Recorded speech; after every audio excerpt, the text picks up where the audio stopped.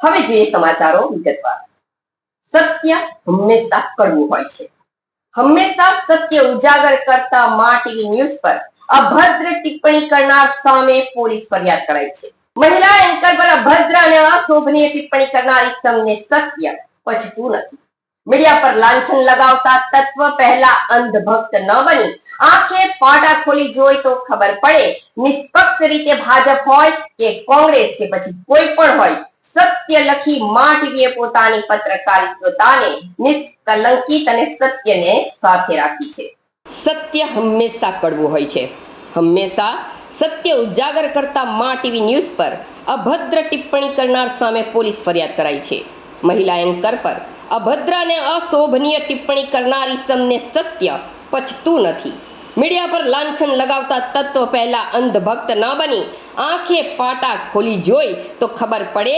નિષ્પક્ષ રીતે ભાજપ હોય કે કોંગ્રેસ કે પછી કોઈ પણ હોય, સત્ય લખી મા ટીવીએ પોતાની પત્રકારિતાને નિષ્કલંકિત અને સત્યની સાથે રાખી છે।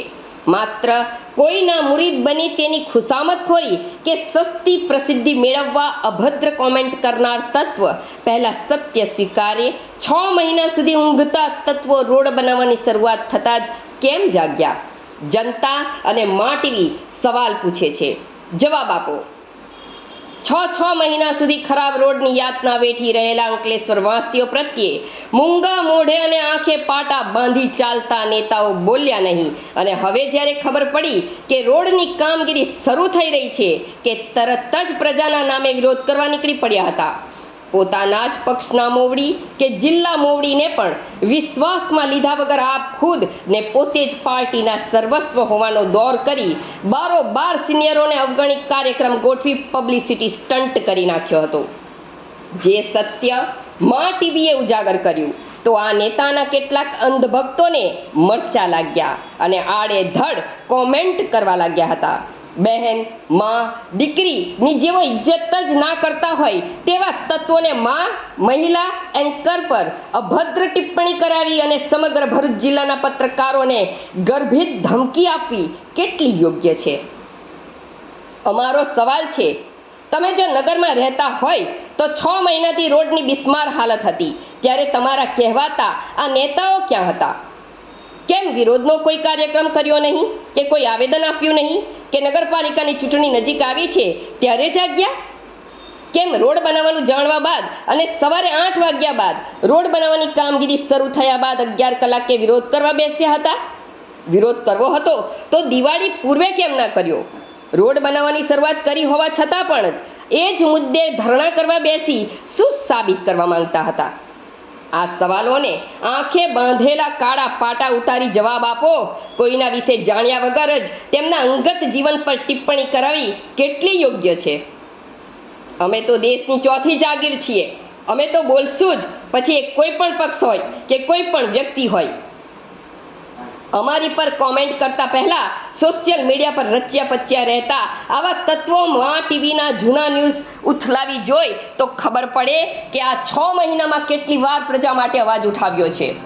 તાજો જ દાખલો લો, લાભ પાંચમ પર જ રોડ બાબતે સમાચાર પ્રસારિત કર્યા હતા, જે બાદ પણ તમારા નેતાઓ જાગ્યા જ નહીં, અને હવે સસ્તી પ્રસિદ્ધિ માટે રોડ બનાવવાની શરૂઆત થઈ ત્યારે જાગ્યા છે। દોસ્ત, સત્ય હંમેશા કડવું હોય છે। એને સ્વીકારતા શીખો, પછી જ કોઈ કોમેન્ટ કરો।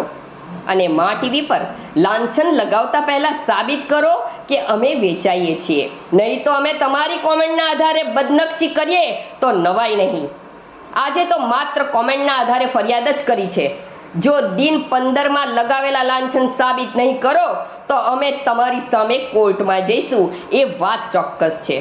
બાકી બોલવાનો સૌને અધિકાર છે, તમારો પણ લોકશાહીમાં બોલવાનો અધિકાર છે, પણ પહેલા સત્ય જાણો અને પછી બોલો। બસ કોઈને કહેવામાં આવી એલ ફેલ ટિપ્પણી, અને તે પણ મહિલા પર કરવી કેટલી યોગ્ય છે?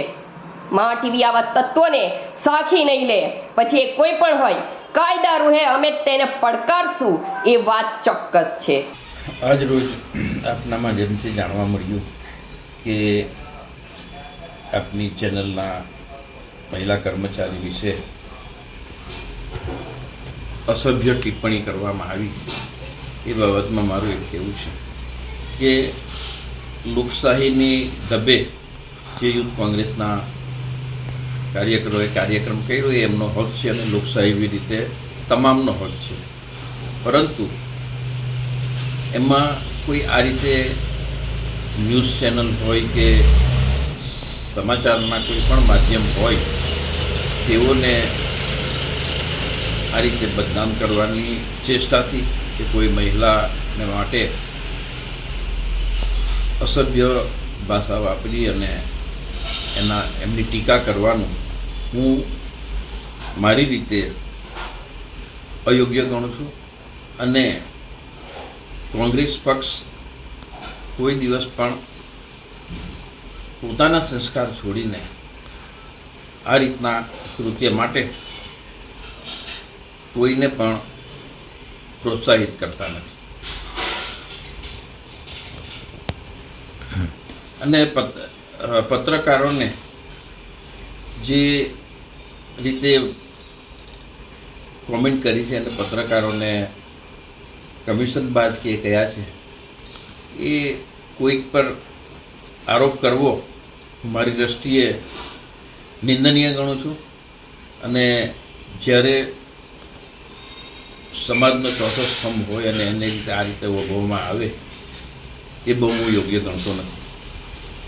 ગઈકાલે નગરપાલિકાની નીચે કોંગ્રેસ દ્વારા જે ધરણા પ્રદર્શન કરવામાં આવ્યા એ બાબતે અંકલેશ્વરની ચેનલની અંદર જે સમાચારો પ્રસારિત કરવામાં આવ્યા હતા એમાં જે ન્યૂઝ રીડર બેન છે એમના વિશે જે બીભત્સ અને ધમકીભરી કોમેન્ટો કરવામાં આવી, સાથે સાથે કે નેપાળવાળી કરવાનો સમય આવી ગયો છે એવા ધમકી આપવામાં આવી અને જાનથી મારી નાખવાની, પત્રકારોને જાનથી મારવાની ધમકી આપવામાં આવી.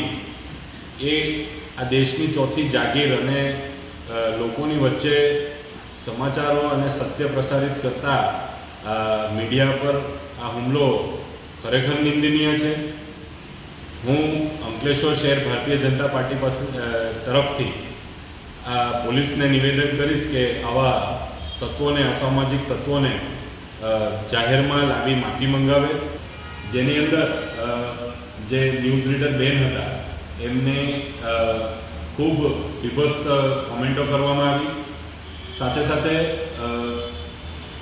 નેપાળવાળી કરવાની એક ધમકીભરી જે કોમેન્ટ હતી એ આ લોકોની માનસિકતા અને એમના સંસ્કાર દર્શાવે છે.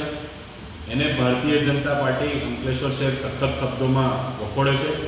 સાથે સાથે અમે પોલીસને નિવેદન કરીએ છીએ કે આવા તત્વોને જલ્દીથી જલ્દી કાયદેસરની કાર્યવાહી કરી એવો દાખલો બેસાડે કે જેથી કરીને મીડિયાના લોકો પર અને મીડિયા પર આવા શાબ્દિક પ્રહારો કરવાની કોઈ હિંમત ના કરી શકે.